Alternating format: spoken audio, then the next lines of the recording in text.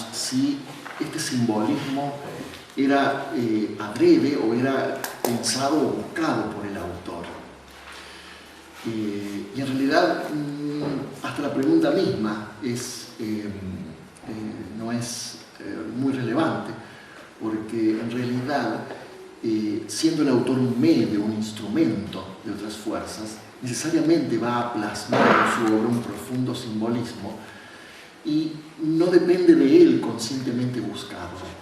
Ese simbolismo va a estar, es decir, el simbolismo es como, en cierta forma, como la belleza, ¿no? Está allí, uno puede verlo o no verlo. Si uno contempla una estatua, uno puede ver muchas cosas. Puede ver simplemente una imagen congelada, puede ver mucho movimiento, puede contemplarla y descubrir facetas nuevas, parece una imagen viviente de pronto. Eso depende de los ojos de quien lo vea, la percepción, la calma que tenga al observar. Y el simbolismo es algo parecido a eso, está siempre latente, siempre subyacente. Está en nosotros captar y detectarlo, y de ahí que ese simbolismo va a tener una influencia determinada sobre nuestro ser interno justamente por la misma naturaleza del simbolismo, que alude a lo interno, ¿no? En el caso del contexto del Bhagavad Gita, Gita es en sánscrito canto, Gayati es luego cantar, Gayami, yo canto. Gita es el sustantivo, puede ser Gitam también en neutro o femenino, y es canto. Bhagavat se suele traducir como del Señor, aunque en realidad en sánscrito todo, cuando uno dice Bhagavat como adjetivo, es algo excelente, divino, señorial, algo que realmente es superior. Y se lo suele traducir como canto del Señor, aludiendo a Krishna. Pero en realidad uno podría tener una infinidad de significados. Gita simbolizando canto. ¿Cuál es el contexto entonces del Bhagavad Gita dentro del Mahabharata? Recuerden que Mahabharata es la gran India, la gran guerra, pero la gran India, porque de acuerdo al concepto indio, toda la humanidad deriva de la India. Entonces alude a un momento en donde tiene lugar esta gran guerra, donde se oponen dos ejércitos, Kauravas y Pándavas, de estos que curiosamente son sobrinos. Fíjense que en el caso de los Pándavas fueron engendrados por dioses. Si al que vea la película esta noche va a ver que cuando el rey Pandu y su esposa Kunti, en un momento Kunti le confiesa al rey Pandu que tiene un poder de invocar a los dioses mediante un mantra secreto. Entonces, como ellos estaban sujetos a una maldición, ya que no podían tener relaciones entre ellos, entonces Pandu le dice justamente, bueno, aprovechemos para poder invocar a los dioses y tener hijos. Y así es como nacen los 5 Pándavas, entre los cuales Arjuna se destaca por ser en todo el Bhagavad Gita el principal. Por supuesto, a cada hijo, cada Pándava es el plural, cada Pandu tiene un atributo de acuerdo al dios que sea su padre. Por ejemplo, Bhima es el dios del viento, por lo tanto tiene la característica de ser fuerte. Después tenemos a los Nakula Sahadeva, los gemelos de la mente superior a la mente inferior, tiene que ver con la sabiduría. Después de los otros está el hijo Dharma Raja o Yudhishthira, que sería el hijo de Dharma, que es el que está destinado a ser rey. Sin embargo, a pesar de parecer él el principal es Arjuna, porque es justamente el que posee las cualidades heroicas, el que realiza el camino, el que lucha y el que conquista todo lo que después va a ser para todos los hermanos y todo el reino, a pesar de ser Yudhishthira el principal, el que está destinado a ser rey. Y, por supuesto, de del otro lado se encuentran los Kauravas, que tienen un nacimiento un poco sórdido y que justamente son todos parientes de Dhritarashtra, el rey. Dhritarashtra es el rey ciego hermano de Pandu, que en realidad, como es el mayor, Dhritarashtra tiene que ser rey él, pero es un rey ciego, es un rey ciego. Y aquí ya se va perfilando el simbolismo de los personajes de todo el Bhagavad Gita, porque en el contexto de la batalla tenemos Arjuna, el guerrero, el alma individual, cuyo carro es conducido por Krishna, el alma divina, como Jiva y Atman, y a su vez tenemos el otro carro, que en este caso no está luchando, porque el Dhritarashtra solamente observa la batalla, con el rey Dhritarashtra, que es, literalmente significa el que tomó por la fuerza el reino. Dhar es tomar, en sánscrito, o ponerse en una ropa o algo, tomar para sí. Y los Kauravas, por otro lado, cuyo principal es Duryodhana, que literalmente significa el mal guerrero. Yoda es guerrero en sánscrito, Yud es luchar. Todo lo que en sánscrito comience con dur está todo mal. Quiere decir que es una palabra que alude a algo que es contrario a las leyes. Entonces, Duryodhana es el mal guerrero, es el símbolo del deseo, es del caos que produce los deseos.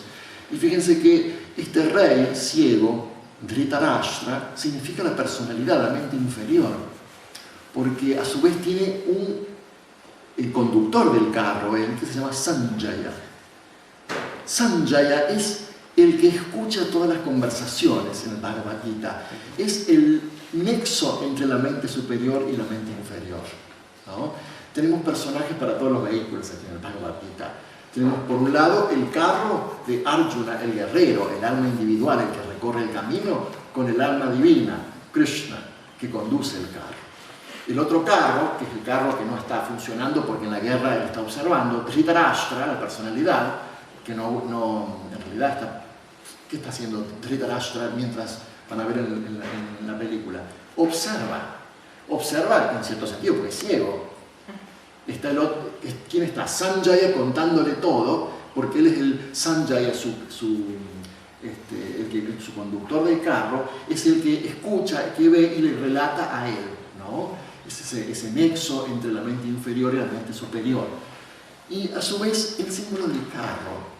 Fíjense, analicemos un poquito este símbolo del carro. Es un símbolo antiquísimo, el símbolo del carro. ¿En qué otra literatura recuerdan que está? Sí, específicamente. Poema de Parménides,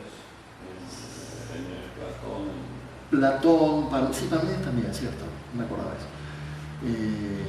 Platón, ¿en cuál diálogo? ¿Se acuerdan? En el Fedro. En el Fedro se encuentra la alegoría del carro, cuyo conductor, dice Platón, es el alma, y que tiene dos caballos, uno blanco y uno negro. El blanco simboliza toda la tendencia hacia la rectitud y el negro que simboliza toda la tendencia hacia el lado contrario. Aquí en la batalla de los Kauravas y Pándavas tenemos representada esa dualidad en los dos ejércitos, que después justamente Krishna en el capítulo, en el libro 16 del Bhagavad Gita, para ser más exacto, en el verso número 6, si después lo quieren consultar, comenta que hay dos grandes movimientos en la creación. Uno que llama Daivico o divino, y otro que llama asúrico o demoníaco, se lo suele traducir como divino demoníaco. Que son justamente los Pándavas, por un lado, los seres divinos nacidos de los dioses, y por otro lado los Kauravas, nacidos de una forma bastante sórdida, como podamos ver en la película. Sin embargo, esas dos fuerzas, la luz y la oscuridad, son todos sobrinos entre ellos. En realidad, fíjense qué buen símbolo para esta dualidad, que en realidad tiene su origen en una fuente única. ¿Recuerdan cómo se llaman que estas tendencias en la evolución, la tendencia hacia afuera, centrífuga, o la tendencia involutiva, que tenía el nombre de pravritti, y la tendencia evolutiva, la tendencia centrípeta, lo que va desde afuera hacia adentro, que se le da el nombre sánscrito de nivritti? Pravritti, nivritti, las tendencias naturales a la involución, es decir, aquello que parte de la no forma y avanza hacia la forma, aquello que parte de la unidad y avanza hacia la diferenciación, y las tendencias contrarias del arco evolutivo, la vuelta a la no forma, la vuelta a la unidad, nivritti, es decir, aquella tendencia hacia lo divino. Si uno, fíjense que justamente teniendo en nuestra mente el arco de la involución y de la evolución, nosotros no vamos nunca a considerar tales fuerzas ni como malvadas ni como buenas, ni como la luz y la oscuridad en un sentido de la épica, en donde las fuerzas de la luz luchan contra las fuerzas del mal. Aquí está clarísimo en el Bhagavad Gita que son identificados como parientes todos. En el primer capítulo Arjuna se baja del carro y ¿qué dice? Yo no quiero luchar, son mis tíos, mi maestro está de ese lado, mis sobrinos, tíos, ¿cómo puedo luchar yo contra ellos? Y ahí es donde comienza este discurso de Krishna acerca de la acción, de la no acción, que es justamente lo que se larga con este primer capítulo del Bhagavad Gita. Entonces, tenemos estas dos fuerzas, la luz y la oscuridad, pravritti y nivritti, como dice Krishna, la daivika o divina, la asúrica o demoníaca, que se están como enfrentar, a punto de enfrentar, ¿no? Fíjense que en ese momento, en ese contexto, comienza el Bhagavad Gita, ¿no? ¿Cuáles son los personajes entonces? Arjuna, el que recorre el sendero; Krishna, el que conduce el carro, el alma divina y el alma humana; Dhritarashtra, la personalidad, el rey ciego, con su propio conductor, Sanjaya, que es el que escucha todo, el nexo entre lo superior y lo inferior. A su vez, Dhritarashtra es la personalidad ciega. ¿Por qué ciega? Está movida, ha conquistado el reino, pero en realidad no es el que controla, porque en realidad es un rey controlado por Duryodhana, que es los deseos.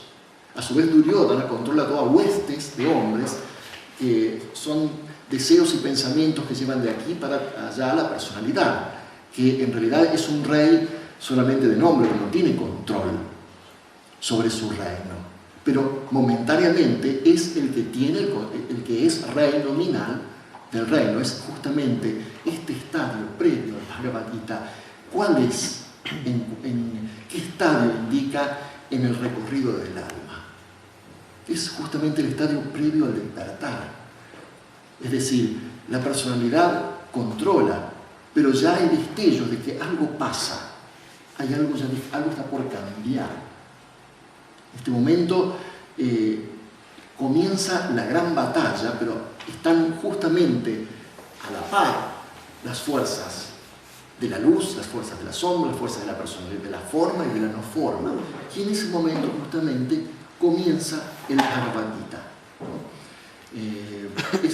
Fíjense, es un contexto que siempre tenemos que tener en cuenta para comenzar, ¿no? Fíjense el comienzo del Bhagavad Gita. El primero que habla es el rey Dhritarashtra. Y ahí comienza un encabezamiento muy propio del Bhagavad Gita, que Dhritarashtra Uvacha. Uvacha en sánscrito es habló, dijo. Es muy propio de toda la literatura. Tal personaje dijo. Y por otro lado, recuerden a los que leen ciertas traducciones que van a encontrar muchos nombres indicando la misma persona. Eso es justamente una de las principales características de la épica. A los que leyeron Ilíada podrán recordar que Aquiles estaba mencionado por un montón de nombres. Rara vez se le dice Agileos. Se le puede decir Oquis, por ejemplo, Oquis Podas, es decir, pies ligeros. Otras veces se le dice el dominador de los campos de batalla. Otra vez, y son todos epítetos épicos que hacen que en el Bhagavad Gita de pronto tengamos 12 nombres para mencionar la misma persona, y a veces, si los traductores quieren atenerse al original, se ven obligados a usar muchas notas al pie de página. ¿Y este quién es? ¿A quién habla? ¿A quién se dirige? Y bueno, eso es justamente, bueno, conociendo un poquito de sánscrito uno se da cuenta de quién es, pero para el lector que esté un poco perdido, a veces algunos traductores eligen directamente poner el mismo nombre siempre, bueno, perdiendo un poquito de la gracia épica del texto. Fíjense que hay una segunda característica propia de los textos épicos, es lo que se denomina la tendencia catalógica del primer capítulo. Recuerden, al que leyó Ilíada, por ejemplo, que el segundo libro hay una nómina de todos los barcos y de todos los pueblos que participaron en la Ilíada, y es un libro entero relatando los nombres de personas y de pueblos. Este viene de tal lugar, de Termesos, y tiene un barco con tanta gente, y que vino con un barco de tonto enviado por tal persona. Este otro, y sigue, y no termina, y enumera como, encima no enumera 2 o 3, enumera 57 barcos, y el lector moderno está diciendo, bueno, ¿cuándo termina esta enumeración? Ya está, suficiente. Bueno, esa tendencia, imaginen en un pueblo en donde se identifica sus raíces y escucha nombres conocidos, para otro lector era muy inspirador eso. Para nosotros que estamos tan alejados de esa cultura quizás resulte un poquito tedioso, pero en realidad es una tendencia de la épica, y ocurre también en el primer capítulo, cuando uno empieza a relatar y ver diferentes nombres de diferentes personas que participan, de dónde vienen, es propio ya de la literatura. ¿Cómo comienza entonces? Dhritarashtra Uvacha, es decir, dijo Dhritarashtra: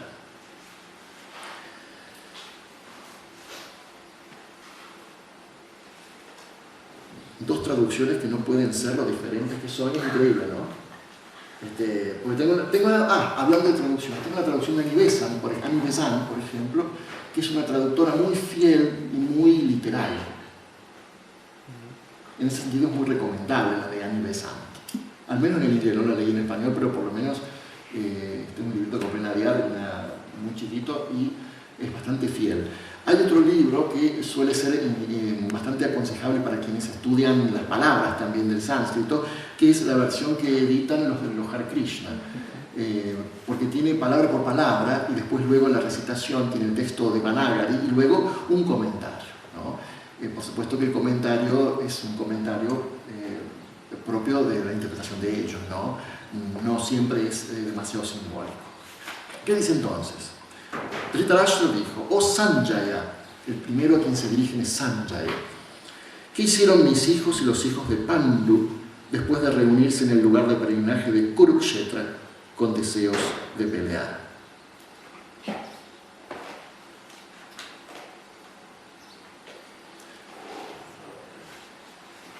Y dice Annie Besant, Dhritarashtra dijo: en la llanura sagrada, en el campo de Kuru, reunidos todos, ávidos de batalla, ¿qué hicieron ellos, oh Sanjaya, mi gente y los Pándavas? Fíjense que en el lugar de peregrinaje, la planicie sagrada, y sin embargo dice Dharma Kshetra, el campo del Dharma, dice.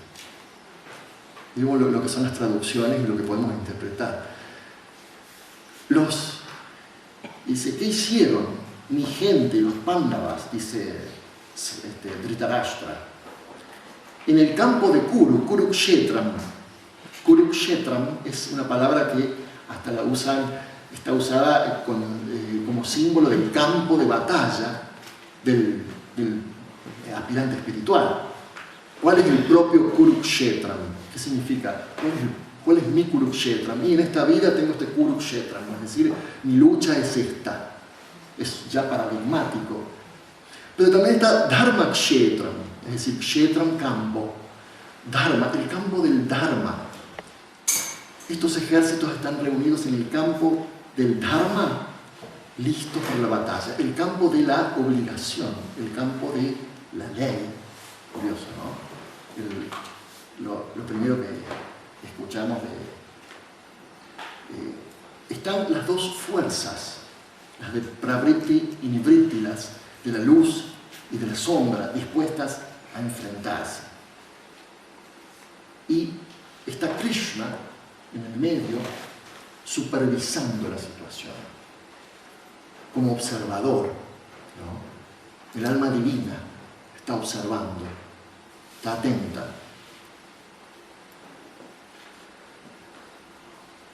¿Qué pasa con Arjuna ahí? De pronto, Arjuna se da cuenta de que está involucrado en una batalla gigantesca. Uno diría, ¿qué hora para darse cuenta? El momento de sonar del corno, para el corno, este caracol que se pone y suene como llamado a la batalla. Podría haberlo pensado antes. Pero bueno, ¿cuál es el significado de eso? Se da cuenta de que está involucrado en una gigantesca batalla. Pero, ¿qué es aún lo peor? Se da cuenta que él no va a luchar contra un enemigo en el sentido absoluto de la palabra. ¿Por qué? Porque están sus primos, sus sobrinos, su propio maestro Drona, el maestro que lo entrenó a él y a todos sus hermanos de la infancia, así como los entrenó también a los Kauravas. Está Bhima, que es un referente de rectitud. Bhima es un personaje muy particular dentro del Mahabharata. No participa del Bhagavad Gita, pero dentro del Mahabharata es alguien que renunció a su vida de deseos, renunció a tener cualquier relación con una mujer, renunció y se juró llevar una vida ascética, y los dioses aplaudieron tal acto y le dieron el beneficio de elegir su momento de muerte. Y aclara Vyasa que en esa época de la Edad de Oro era posible eso. Ese personaje, símbolo de la rectitud, que siquiera es inmortal, hasta ese personaje estaba del otro lado de Arjuna. Fíjense la presión, ¿no?, para este guerrero. Y todos los ejércitos preparados para atacarse. ¿Qué hace Arjuna? Le tiemblan las piernas.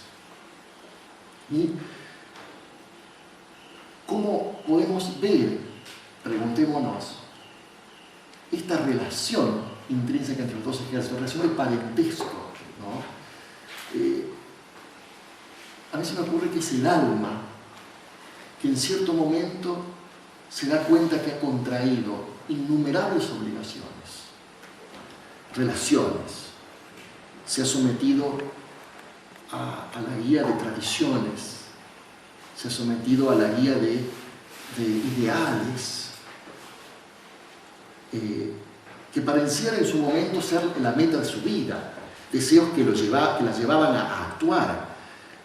Sin embargo, en un momento se da cuenta de que todo eso que fue su sentido de vida debe ser sacrificado en el campo de batalla. Sus relaciones, sus apegos, como diríamos, vamos a ver en Patanjali, ragas y dveshas, es decir, sus atracciones y repulsiones, atracciones y rechazos. Es decir, en pocas palabras se da cuenta que está hasta las manos.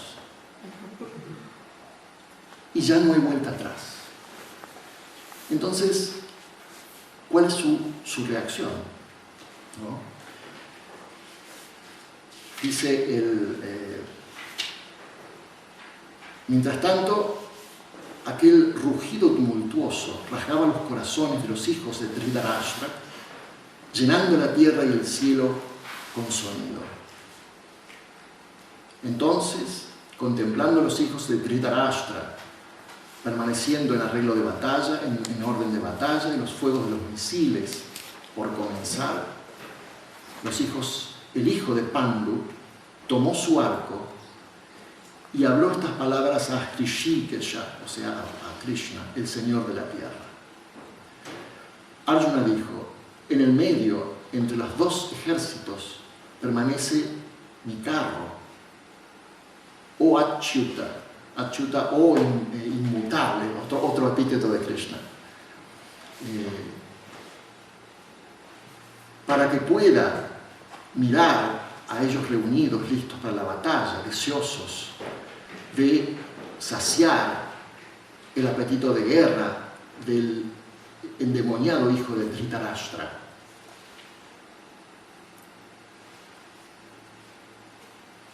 Luego vio el Partha. Partha es otro nombre para Arjuna.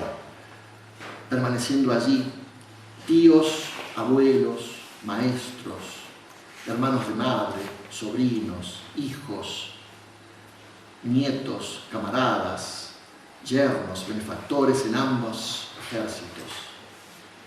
Y movido a la piedad, así dijo con profunda tristeza: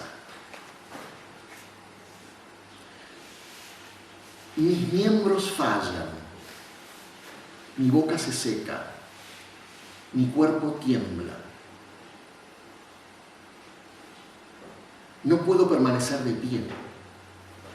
Mi mente está girando. Es decir, sumido en una tristeza, en desesperación, su mente a su vez no puede parar. Está, a nivel central como whirling, es decir, está dando vueltas, está girando, está como un remolino. Y sus miembros físicamente incapacitados para luchar. Es inevitable experiencia en cierto estadio del sendero. En los comienzos del camino, la sensación de tristeza y de incapacidad es algo que caracteriza muchas instancias dentro del comienzo del camino espiritual. Y ahí es justamente donde comienza a gestarse el camino del Bhagavad Gita. En el borde de la batalla, el corazón se acobarda. Fíjense que una de las principales fuentes de desolación en este estadio suele ser el concepto de una vida que al principio no entendemos, desprovista de deseo y de ambición. Arjuna inmediatamente se baja del carro y Krishna, casi con indignación, le dice: ¿qué es esta debilidad? Y comienza su enseñanza. Y su primer consejo es: levántate y comienza la batalla. Pero comienza la batalla ¿con qué actitud? Comienza la batalla porque debes hacerlo, porque es tu dharma hacerlo. No importa que sea tu familia la que esté del otro lado, por un lado. Y por otro lado, una de las principales enseñanzas del Bhagavad Gita, no esperando que, no teniendo en cuenta el fruto, el resultado de la acción, que es el corazón de las enseñanzas del Bhagavad Gita, lo que en sánscrito llamamos phalam. Phalam significa fruto o resultado en cualquier sentido. Y en realidad, yo me pregunto a veces que nos ha pasado, a mí me ha pasado también, al leer tanto Luz en el Sendero como Voz del Silencio, donde uno realmente sabe y hay una certeza interna de que sin duda es esa vida sin deseos la única manera de trascender ciertos límites. Pero a su vez todavía hay un sentido de desolación ante el prospecto de una vida en el cual no haya deseo y ambición. Estamos tan acostumbrados a una vida en la que toda acción tiene sus raíces en el deseo, y es difícil concebir otra en cierto momento, en cierto punto, otra forma de vida. Esto es fíjense con qué lucidez ya está planteado desde el primer comienzo, desde el primer capítulo del Bhagavad Gita, como una experiencia de todo aspirante. Es la experiencia de Vishada. Vishada en sánscrito es la amargura, la pena, el sufrimiento ante el límite. El darse cuenta de lo que implica el camino y el darse cuenta de la posición de uno en el comienzo del camino, ¿no? Y a todo lo que debe renunciar. Y evidentemente es algo muy necesario, ya que si el mismo Buddha lo puso en palabras muy convincentes como la primera de las nobles verdades, realmente por algo debe ser, ¿no? El sufrimiento. A su vez, otro detalle, cuando Krishna comienza a hablar, ¿no? De pronto está todo en silencio, no comenzó la batalla. Y en ese silencio comienza a hablar. La voz de Krishna que solo puede ser escuchada en el silencio. Al principio Arjuna no comprende, porque todavía su corazón está lleno de ese clamor de deseos. Y así, con una especie de desaliento, termina este primer capítulo. Arjuna no puede luchar. Confiesa, no deseo victoria, Krishna, no deseo el reino, no deseo placeres, pero tampoco deseo matar a mis parientes. Entonces, así habiendo hablado, Arjuna se hundió en el asiento del carro, su mente vencida por el dolor o por la amargura. Y así se cierra este primer capítulo, que muchos lectores lo presentan como una mera introducción, pero creo que es de una increíble importancia para describir la realidad de la actitud del aspirante espiritual previo a recorrer el sendero y a conocer aquello que debe conocer. Comienza después la primera, llamémosle discurso, disertación, en muchas palabras con las que traducir. El dhyaya, en sánscrito dhyaya es como decir capítulo, discurso o estudio inclusive. Y comienza a hablar Krishna del yoga, de la sabiduría, como decir, podemos traducirlo como sabiduría de la discriminación. Pero justamente es interesante porque nosotros ayer estuvimos hablando de una escuela a la cual se va a referir específicamente, que es el Sankhya, que en India está tenida como una escuela que inclina hacia el estudio, hacia el cultivo de la sabiduría, pero por el estudio específicamente, ¿no? Muy diferente de pronto a la Vedanta, que tiende más a la acción. Y aquí comienza justamente entre estos primeros capítulos discurrir entre qué aceptar de la sabiduría y el conocimiento y qué aceptar de la acción. ¿Qué es realmente la acción? ¿Conviene la acción? Estos capítulos 2 y 3 son de especial interés justamente porque plantean un montón de cosas que aún hasta hoy en día, entre diferentes tendencias, entre nosotros aspirantes, seguimos discutiendo y a veces nos ponemos de acuerdo.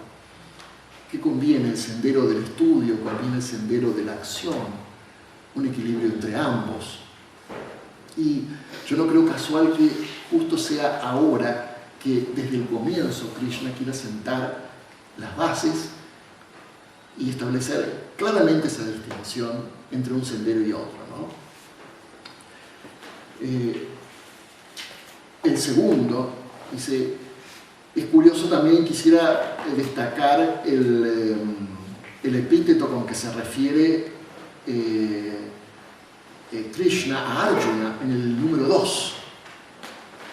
En el número 2, que dice: ¿de dónde te ha venido este desgano? Innoble, le dice, que cierra las puertas del cielo, infame Arjuna. No sé qué tienen en la traducción de ustedes en el segundo verso del segundo capítulo. ¿Alguien me dice cómo dice en otra traducción? Pregunto, ¿de dónde se abatió sobre ti, oh Arjuna, esta desazón innoble, obstructora del cielo e infame en este peligroso aprieto? Eso, innoble. Innoble. ¿Saben qué palabra curiosamente utiliza? Anaria. ¿Y qué es aria? La casa. Ario.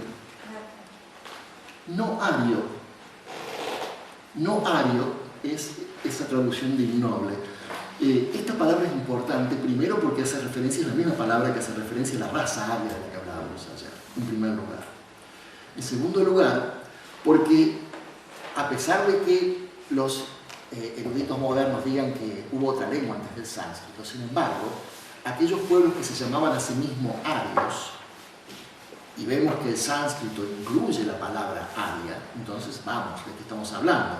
Estos pueblos eran los que trajeron el sánscrito como lengua madre, entonces debe ser visto al sánscrito como la lengua origen de todo el tronco indoeuropeo. A su vez, aria en sánscrito era un adjetivo que significaba eso, noble, superior, eso significa aria en sánscrito.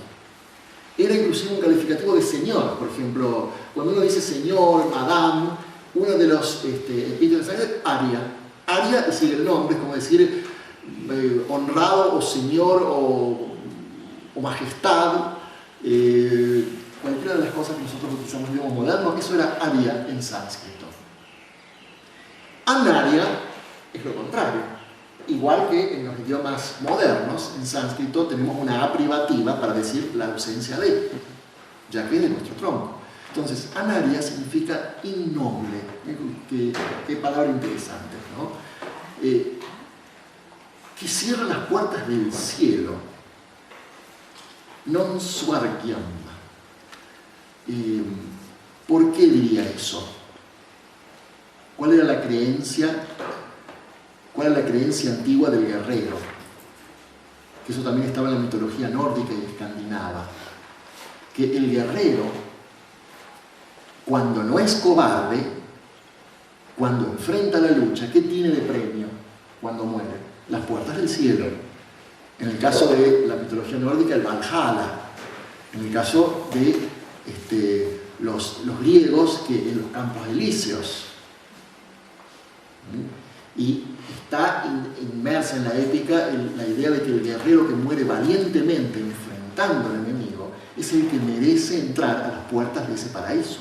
Por eso, non swargyam, o que cierra las puertas del cielo. Así se dirige entonces Krishna a Arjuna. Y le dice, párate, parantapa. Es decir, conquistador de enemigos. O yérguete. Y inmediatamente Arjuna que dice, mi corazón tiene el peso del vicio de la flaqueza. Mi mente está confundida en cuanto a su obligación. ¿Qué palabra creen que usa en obligación? Dharma. Mi mente está confundida en cuanto al dharma que debo emprender. ¿Y qué le dice? Entonces, Shadhimam, enséñame, instrúyeme, enséñame. Es decir, es la etapa de decir, bueno, estoy confundido, ok, aquí estoy, soy tu discípulo, enséñame. Pasó la etapa de la desesperación, de la confusión. Ahora uno asume su lugar. Estoy confundido. ¿Cómo está mi mente? Mi mente está descontrolada. No tengo el control de las modificaciones de la mente. No tengo ese control. No tengo... mi personalidad está desequilibrada. En consecuencia, soy tu discípulo. Enséñame. Pero a su vez dice, ¿qué dice? Yo no voy a luchar. Nayotsya, yo no lucharé. Y se puso en silencio. Fíjense que aquí tenemos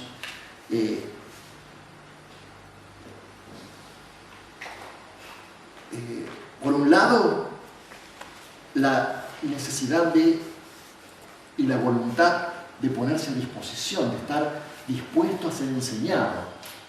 Pero a su vez todavía no lucha, tiene todavía la confusión, porque en cierta forma Krishna está, por un lado, destacando las virtudes de la vida contemplativa, porque él, recuerden que le ha estado enseñando a Arjuna previo al Bhagavad Gita, y ha sido su instructor y maestro durante muchos años antes. Y durante muchos años le ha estado instruyendo, de acuerdo a lo que dice el Mahabharata, a Arjuna, acerca de las virtudes de la sabiduría, de la vida contemplativa, del control, etc. Pero ¿cómo puede ser que esta misma persona ahora me diga, no lucha, lucha, si yo voy a luchar contra mis sobrinos, mis parientes? No entiendo, está confundida.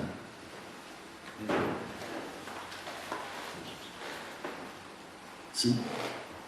Eduardo, mi papá le gustaba mucho la Biblia, era una amante de la Biblia. Y hay una parte que no me acuerdo yo completa porque como a veces lo que te apasiona a un padre, a lo mejor uno lo toma como rebeldía y dice, bueno, déjame ya con eso. Él decía siempre que en la Biblia había un párrafo que ahora me daba ganas de encontrarlo, como que lucha o desprecia a los enemigos o a tus servidores.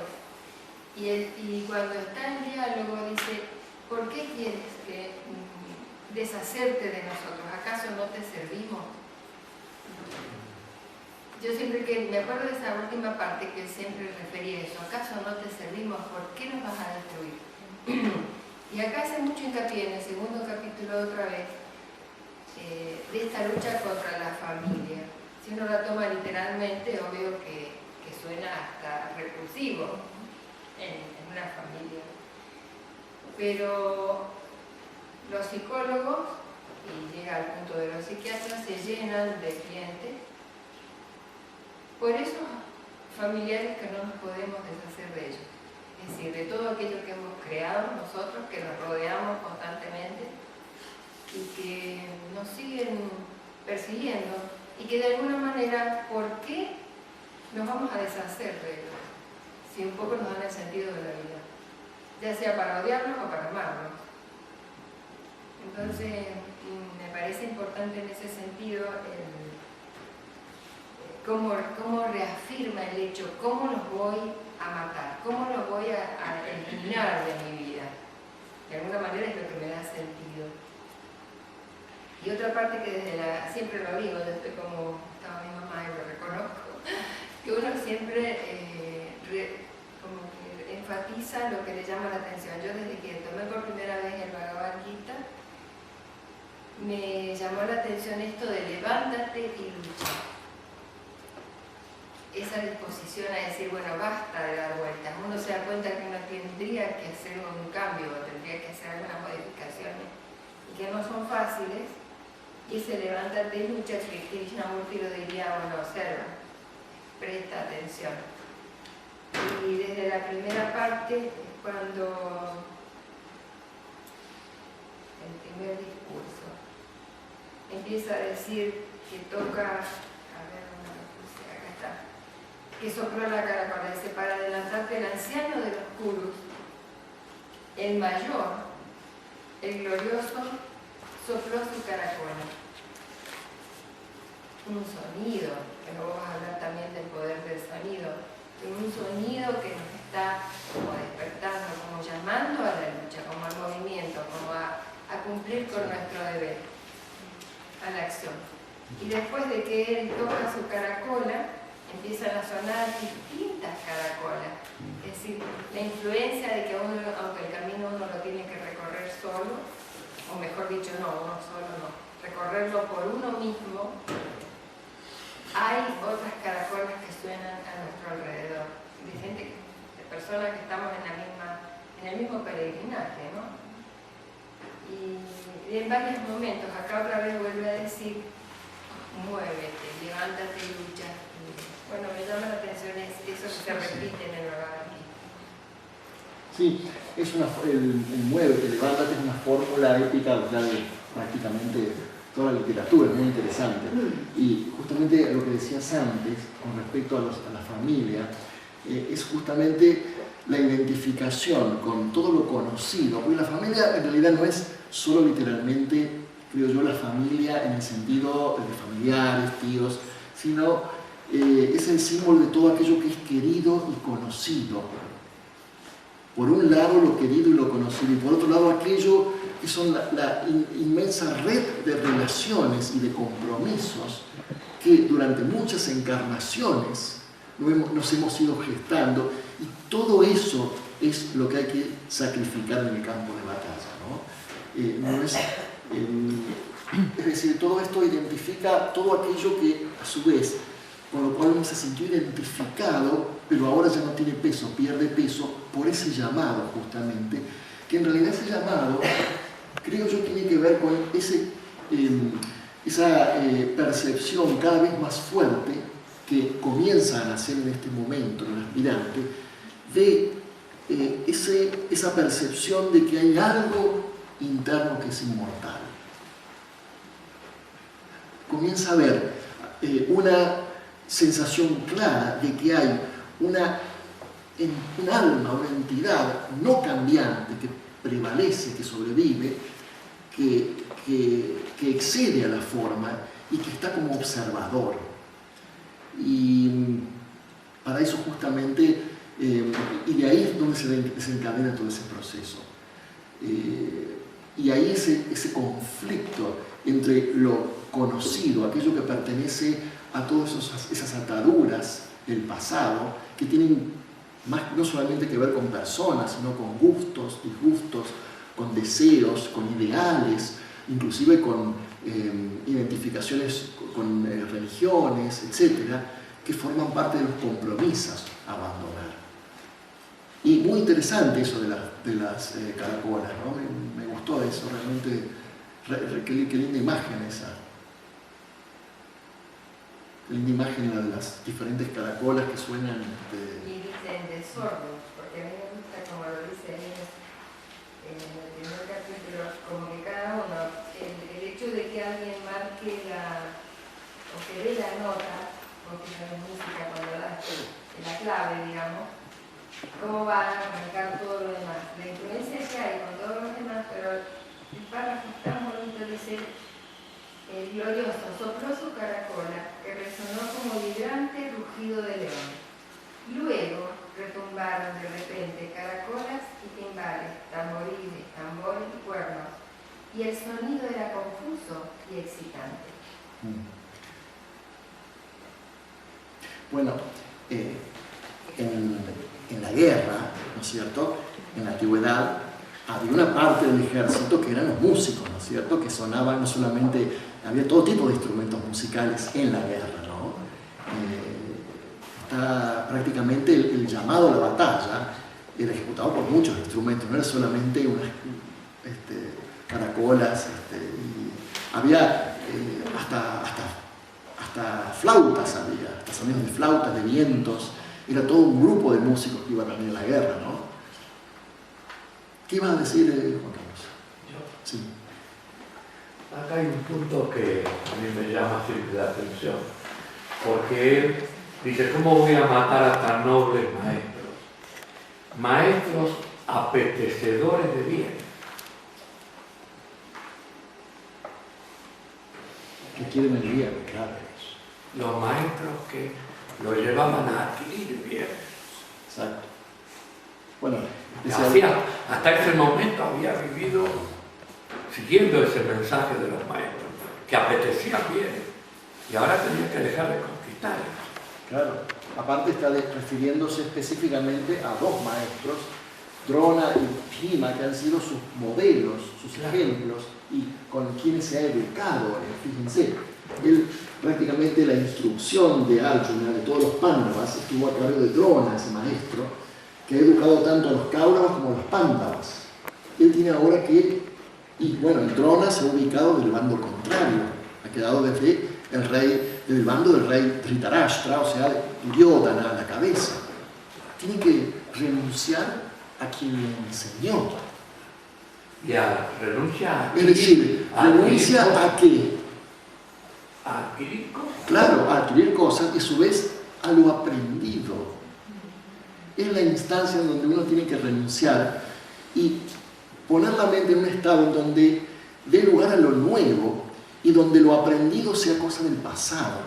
Son todas aquellas instancias, ítems, unidades de conocimiento, por así decirlo, que deben ser ya abandonadas porque hay una educación que debe ser dejada a un lado y uno debe ser una tabula rasa, una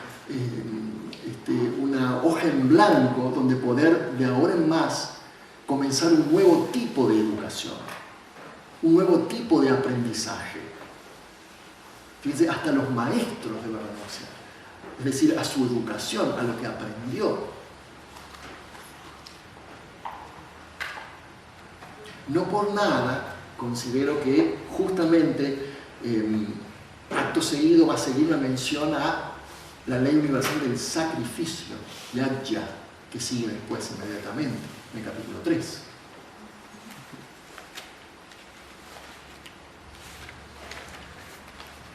Todas estas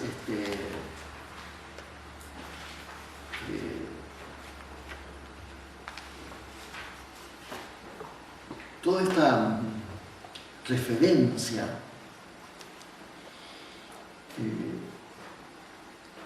aquí había una cita que yo había sacado de dice, por ejemplo, el alma es exhortada a cesar de vanas lamentaciones sobre la desaparición de lo que es transitorio por naturaleza, pararse y luchar, cumpliendo con las obligaciones que yacen enfrente de ella. Aun si el discípulo pierde la batalla, los frutos de su esfuerzo heroico serán recompensados en la forma de mejores oportunidades en el futuro. ¿De dónde viene eso? ¿Recuerdan? ¿Cómo? Aun cuando el discípulo pierda en la batalla, los frutos de su esfuerzo heroico serán disfrutados en la forma de mejores oportunidades en el futuro. Eso es de desechar los resultados de la acción, por empezar. Claro, me refiero a que ya tendría que haber alguien saltado diciendo eso es voz del silencio.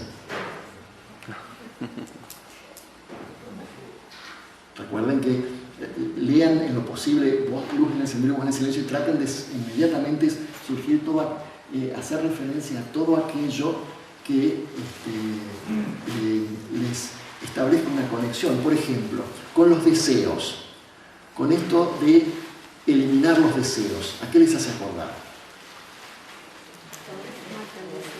Sí, es clarísimo, extingue el deseo, dice extingue el deseo. Y con respecto a los pensamientos y la mente,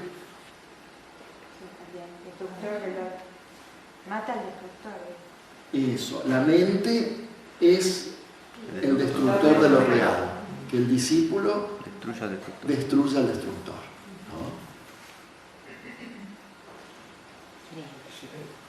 Fíjense que en el momento en que el Gita fue escrito, ya había varios yogas en funcionamiento en la India. Cada escuela especializaba uno, por ejemplo. El Sankhya era precisamente el yoga, el Nyaya Yoga, Jnana Yoga, la Vedanta, el Karma Yoga o el Yoga de la acción. Patanjali, ¿cuál es? Raja Yoga, claro, Raja Yoga. Y es más, en un momento Krishna dice, hay una afinidad, un acuerdo entre el Raja Yoga, como decimos, Patanjali y el Sankhya. Ya en este momento está justamente queriéndole hacer ver a Arjuna que las escuelas de yoga son escuelas que están en concordancia, y cada uno tiene una parte de la verdad y dicen exactamente lo mismo. Porque ¿qué va a seguir ahora en el capítulo siguiente? Vamos a hablar del yoga de la acción.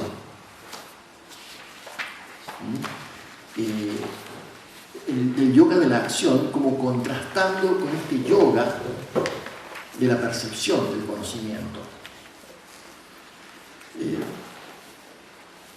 Antes de seguir, ¿alguien quiere comentar algo más? Sí. Pienso que los consejos, digamos, que está recibiendo Arjuna son precisamente el paso previo a todo lo que viene.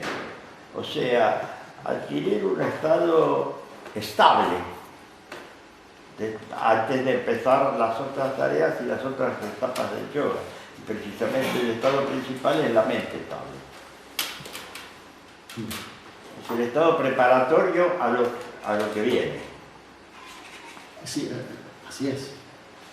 Así es.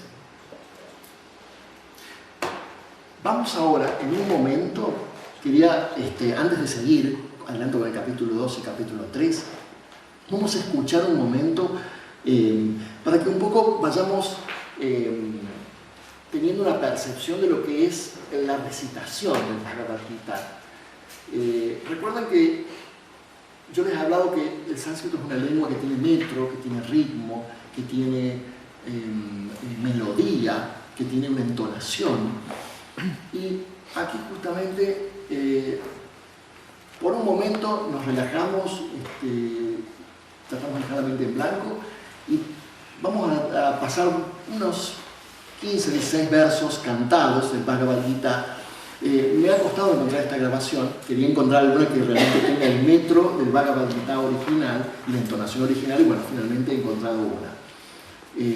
Este es, por ejemplo, el comienzo del Bhagavad Gita. Está recitado por un grupo de, bueno, en realidad son indios, ¿no? Son del sur de la India, de la escuela de Keshala, me parece. Este es el comienzo del Bhagavad Gita, ¿no? A ver si logramos que se sienta.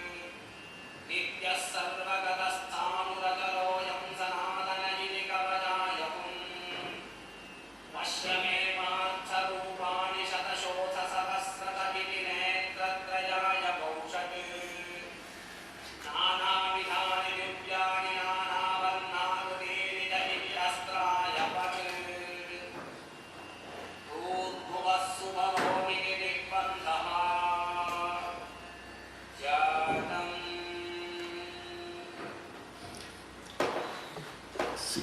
La entonación parecida al gregoriano.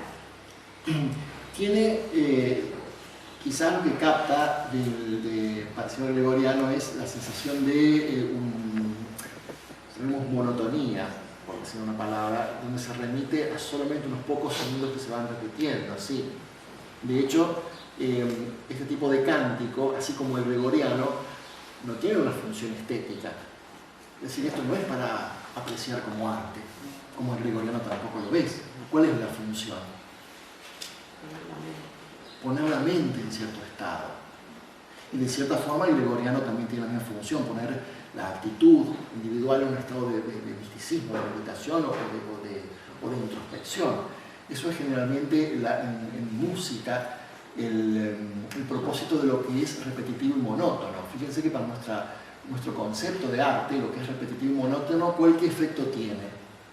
Aburrir. Dormirse, claro. En cambio, cuando se trata de lograr cierto estado, justamente es una cierta repetición de patrones rítmicos, melódicos, lo que lleva a lograr esos estados. Eso lo podemos ver desde los chamanes, que repetían ciertos ritmos, aunque ayudados con ciertas hierbas, hasta el canto gregoriano, inclusive todas las recitaciones sánscritas que tienen un patrón que se repite. Ese patrón es un ritmo llamado metro y una entonación que en el caso de los Vedas está indicada en el texto. Y las letanías del rosario también. Claro, en este caso, en el caso del sánscrito es mucho más claro. ¿Por qué? Porque el sánscrito tiene, ya es una cualidad que es interesante notar, vocales breves y vocales largas. ¿Ustedes notan que ciertas vocales se alargan y otras son mucho más breves? Así es, por ejemplo, da periodos mucho más largos. Claro, y eso hace el ritmo también. ¿Se acuerdan que ayer decía en el documental que era más difícil perderse? Claro, porque el ritmo va cayendo en vocales largas y si de pronto no cae una vocal larga me equivoqué. Algo pasó. Entonces, está todo tan armado para que la memoria lo capte y a su vez el hecho de que la memoria lo capte fácilmente tiene esta vibración sonora que es justamente lo que accede directamente al ser interno, ¿no? El sánscrito es un estudio del sonido. Tienen, por ejemplo, muchas reglas de eufonía. En el sánscrito, una palabra que termine de tal forma, si yo me encuentro con otra palabra que comienza de una determinada forma, pueden ocurrir cambios para adaptar el final de una al comienzo de la otra. No es arbitrario, o sea, no puedo combinar cualquier sonido con cualquier sonido. Es el estudio del sandhi, o el estudio de las combinaciones sonoras o eufónicas, que eso es lo que hace que, es quizás eso lo que hace que se acobarde un poco el estudiante occidental ante el sánscrito, el tratar de comprender por qué tantas reglas. En realidad se trata de que todo suene perfecto. El sonido combine perfectamente, ese es el punto. Y para eso tenemos una lengua que está preparada para eso. Tenemos vocales breves, vocales largas, ¿no? Grave y aguda. Sí, algunas, claro, ¿no? Y algunas que son agudas, son los periodos, marca periodos largos, por ejemplo, que estaba aquí. Exactamente, claro. Fíjense que hay ciertas palabras, bueno, por ejemplo, y hay ciertas vocales que siempre son largas, por ejemplo la O y la E. Si yo digo yoga, por ejemplo, yoga siempre es yoga, una vocal larga, ¿no? ¿Qué significa yoga en sánscrito? Unión, sí, mayormente yuj es el verbo unir. Es la misma palabra que chigos en griego, que también se usaba, que en realidad yoga es, en principio, hablando del carro, el arnés, el yugo del carro. Lo que pasa es que después en griego chigos quedó como yugo solamente, y como signo de libra en astrología, pero no pasó, se perdió esa idea de unión, de la unión del conductor, pero en el sentido de las riendas, aquello que conduce el carro y que lo mantiene unido a los caballos. ¿Estamos viendo lo que une a los dos caballos? No. Para mí es la sí, rienda. no, es el yugo, no es la rienda, es el yugo, es lo que ata a los dos caballos juntos. El autocontrol. En el sentido de controlar, de mantener atado, controlado. Entendí que era la rienda. No son riendas. Es lo que se llama yugo, se llama yugo también. Claro, Y no lugares sigue. poner todos los artefactos para atar el caballo al cabo. En el buey hay uno de madera, Claro, pero en los caballos no, en los caballos de cadena o de... Es un arnés que va agarrado al carro y esa cadena o esa soga va agarrado al pechero claro. del caballo. Exacto. Pero me parece muy interesante esta relación entre el mismo significado de unión que tiene que ver con control. Es una unión cuya condición es el control de los caballos de la naturaleza inferior, ¿no? Está implícita en el mismo significado de la palabra yoga, ¿no? Y casualmente, allá por el 48-49 del libro 45, dice: los Vedas tratan con los tres atributos, las tres cualidades. ¿Cuáles son? Las gunas, ¿no? Que estés por encima de estos tres atributos, Arjuna, más allá de los pares de opuestos, siempre firme en la pureza, con renuncia de posesiones, lleno del yo. Lleno del yo. ¿Cómo lo traducen? ¿Hay otra traducción disponible? El yo con mayúscula. ¿Cuál será en sánscrito ese yo? El Atma. Ese es ese yo, Atma, el yo con mayúscula,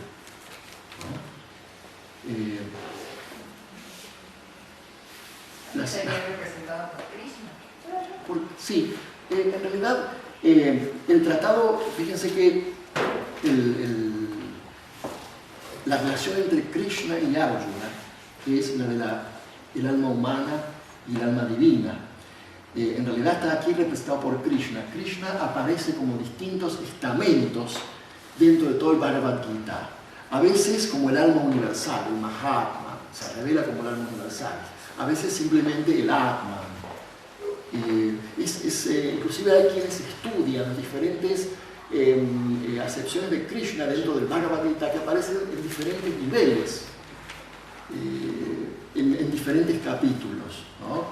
Pero básicamente es interesante detenernos en lo que puede implicar esta noción de alma aquí, en la figura de Krishna y de Arjuna en el carro, ¿no? Porque ¿en qué sentido usamos la palabra alma de pronto?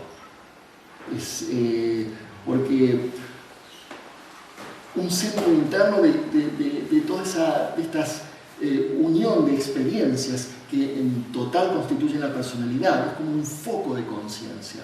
Técnicamente ese foco existe ¿en qué nivel? En el mana superior. Pero la proyección de ese foco se encuentra justamente en la conciencia con la cual es dotada la personalidad. Sin embargo, como tal es un foco que perdura a través de las edades. Es aquel en cuyo seno se acumulan la quintesencia de las experiencias. Cuando mira hacia afuera es como el fruto acumulado de todas las experiencias, ganadas por sucesivas proyecciones en la materia.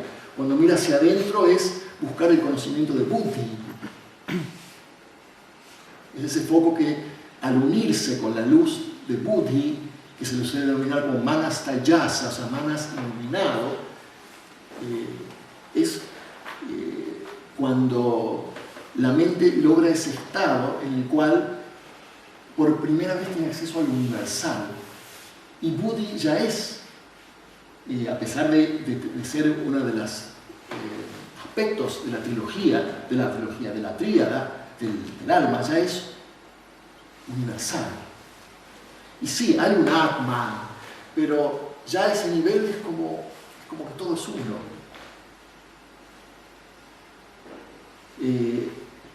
Y en el sentido en que a veces encontramos en algunos capítulos de Bhagavad Gita, es el Mahatman, es decir, el todo, como por ejemplo cuando se le revela Krishna a Arjuna en todo su esplendor. Fíjense que Atma en sánscrito es una palabra muy neutral, significa simplemente, como diríamos en inglés, self, el yo. Es como un foco, da la idea de un foco que es el mismo foco universal, que a su vez encuentra su reflexión en diferentes estamentos de la materia. Tiene un asiento en el mano superior como una individualidad. A su vez, se refleja en la personalidad con una conciencia propia, pero es el mismo foco del Atman universal. Es el resultado de la acción entre Purusha y Prakriti. Buddhi es de sánscrito también. Buddhi es sánscrito, claro, sí. Vamos a llegar a Buddhi, vamos a llegar, así es. Ya le llegará el momento a Buddha. Sí. Fíjense que dice, los Vedas tratan con las 3 gunas, mientras que el discípulo permanece solo en sattva, que debe llegar a más allá, a lo que está más allá. ¿Cuáles son las cualidades entonces, los gunas? Eso. Rayas, movimiento, tapas. Sí.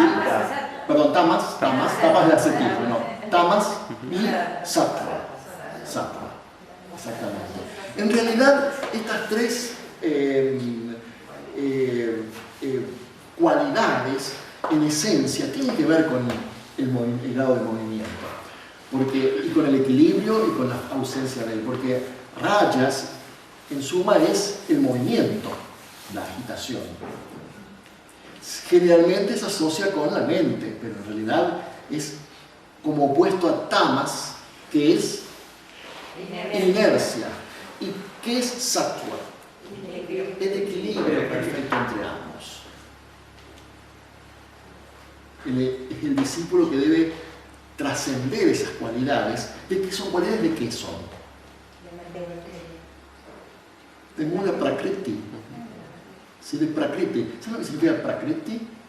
Pra, antes. Kriti, hecho. Hecho antes.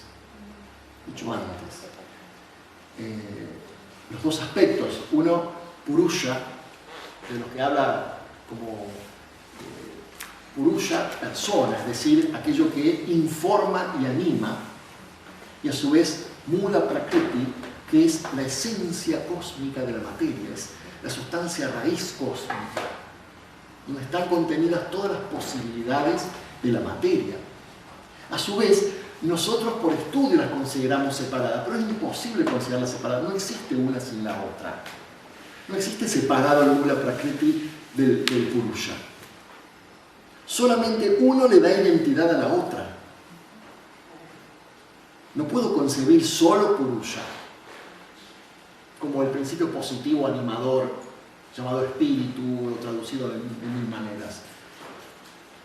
Solamente es animador, o sea, en función de que también existe aquello que anima, Mula Prakriti, esa sustancia. Las cualidades de esa sustancia son las cualidades que llevan ¿a qué? A la diferenciación, a la manifestación. ¿Qué significa que el discípulo trasciende esas cualidades? ¿Qué les parece? ¿Qué significa? Que estado en un equilibrio superior, que trasciende todo eso, trasciende los opuestos, trasciende todo.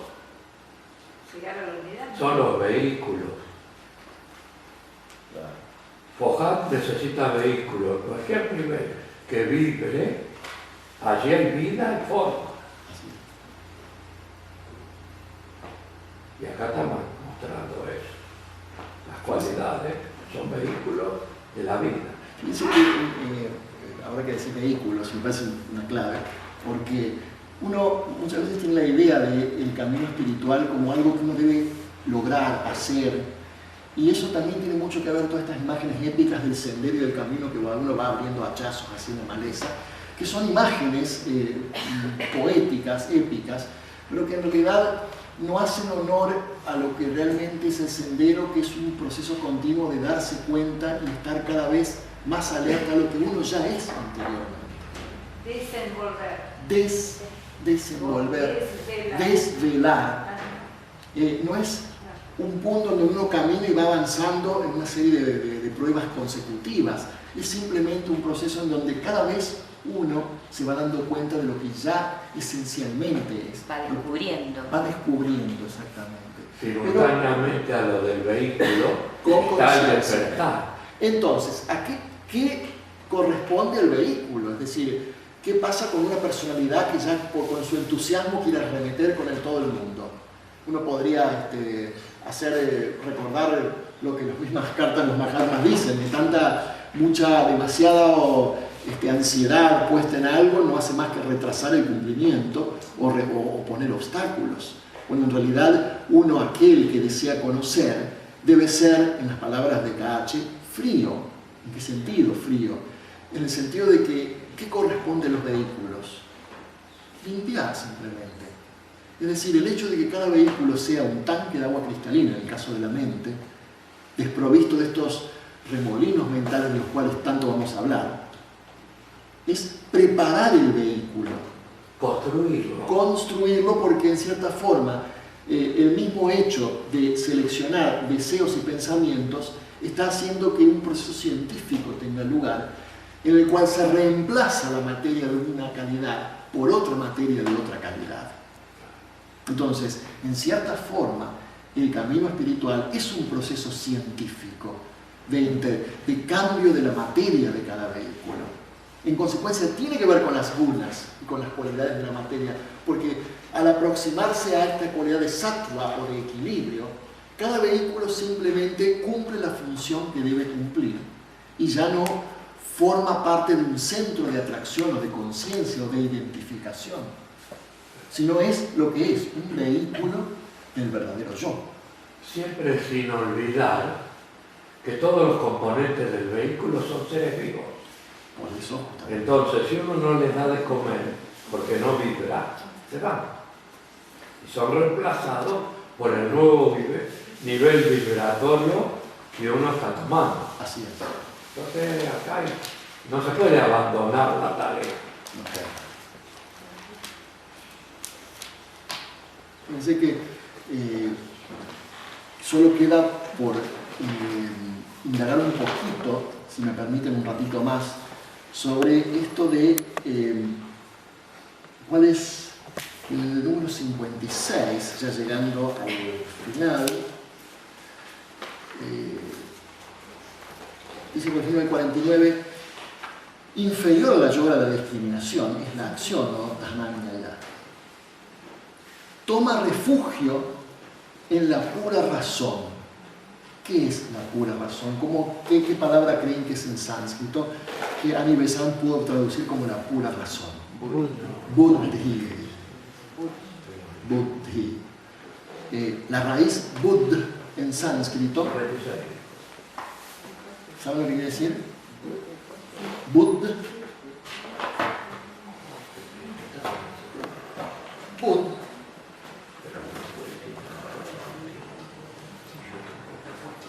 Significa despertar.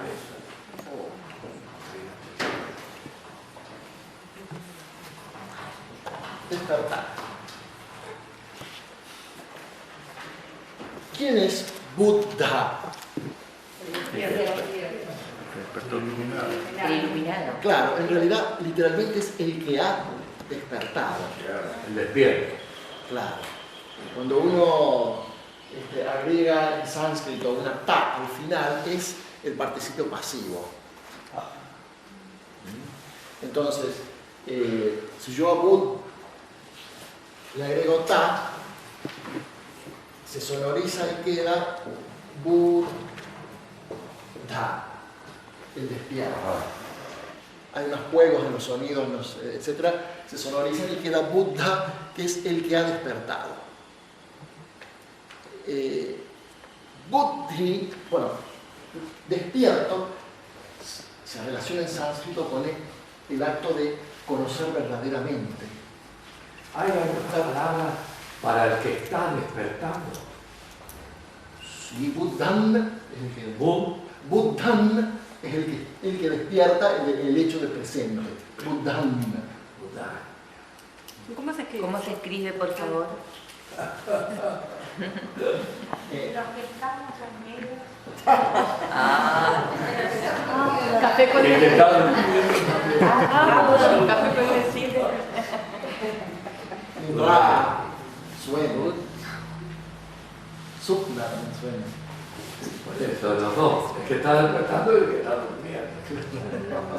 Pero, Claro, porque ¿qué está dando un cualidad? proceso de evolución, claro, es el presente continuo del inglés.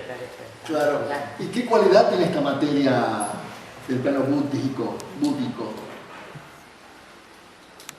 ¿Qué pasa cuando esta cualidad, llamémosle, que tampoco es la palabra, compenetra a manas? Ahí está. Atención, ¿verdad? Atención. ¿Cómo? Atención pura. Intuición pura, intuición. Sí. Hay despertar. Y tiene que ver justamente, a eso iba, con el significado de la palabra buddhi, es despertar, es el verdadero despertar. O sea, ¿en qué punto estamos? Dos, ya, realmente, por supuesto,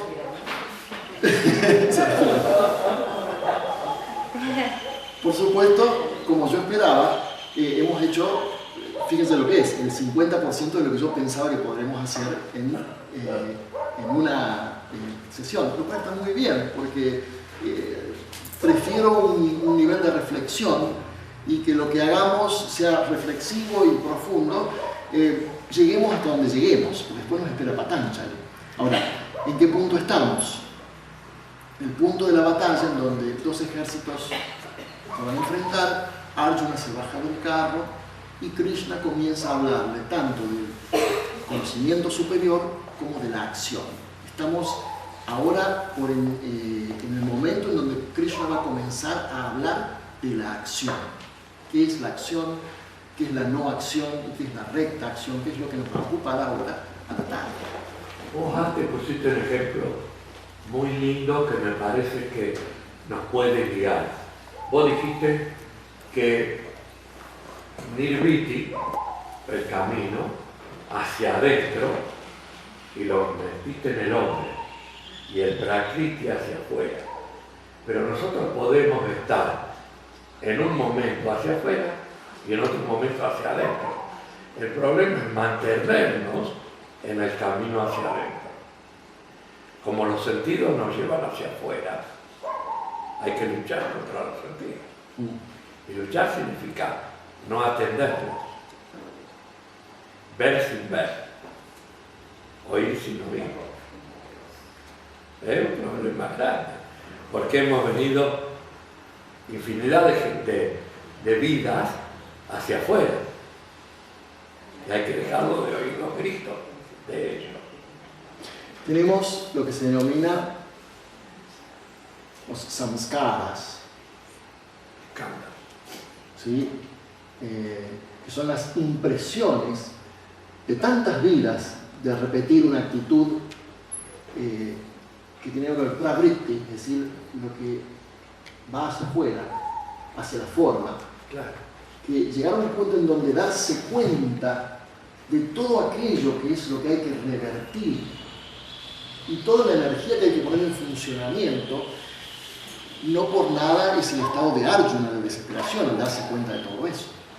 Por eso se dice estar atento, porque si uno se pone atento, deja de recordar y no le da lugar a la mente a trabajar con lo que hizo siempre. Justamente el hábito es una de las cualidades tamásicas más marcadas, y uno a veces no tiene noción de las implicaciones ni del alcance, de cómo quizás uno, cuando viendo desde otro punto de vista, por ejemplo, en el uso correcto de esa cualidad tamásica, puede darse cuenta de lo que implica.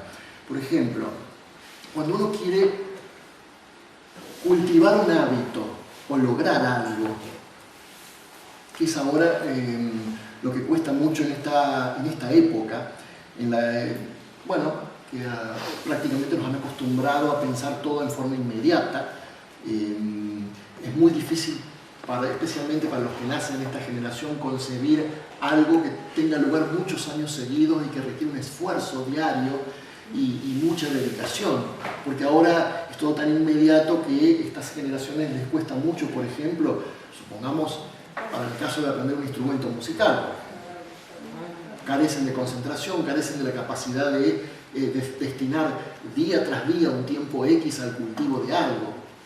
A su vez, si tienen esa posibilidad, esa dedicación, aún les falta esa herramienta de cómo es esto de qué delicado es esta cuestión del hábito y cómo debo poner toda la atención al cultivar ciertos hábitos, ya que lo que realizo de determinada manera tiende naturalmente, por la propia cualidad tamásica, a repetirse.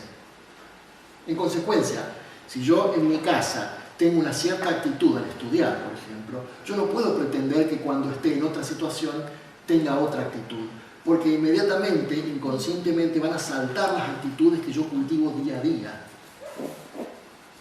Y eso, en cierta forma, en eso está tanto el secreto del cultivo de un arte, es decir, el poder trabajar con esa cualidad tamásica, creando buenos hábitos de una forma muy científica e inteligente, y también está justamente el germen de nuestra perdición, ya que cuando el cuerpo exterioriza, por ejemplo, ciertas enfermedades a nivel kármico, cuando se ha repetido tantas veces un comportamiento que ya se hizo físico.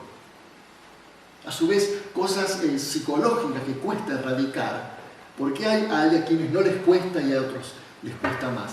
Y bueno, la repetición hace que se grabe, gracias a esa cualidad tamásica, tan profundamente un hábito, que después ¿qué puede pretender por arte de magia que desaparezca?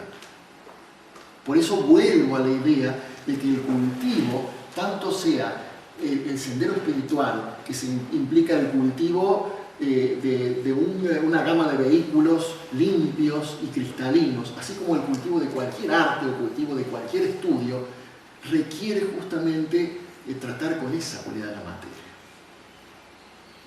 Y un extremo de atención. Y a su vez es un proceso, no me malentiendan cuando digo científico, no científico en el sentido de como entendemos la ciencia de hoy, sino simplemente un proceso cuyo efecto se corresponde con una causa, es decir, tiene sus pasos y tarde o temprano veremos los efectos. De ahí que uno puede pasar muchos años inclusive haciendo cierto esfuerzo y que no note ningún resultado.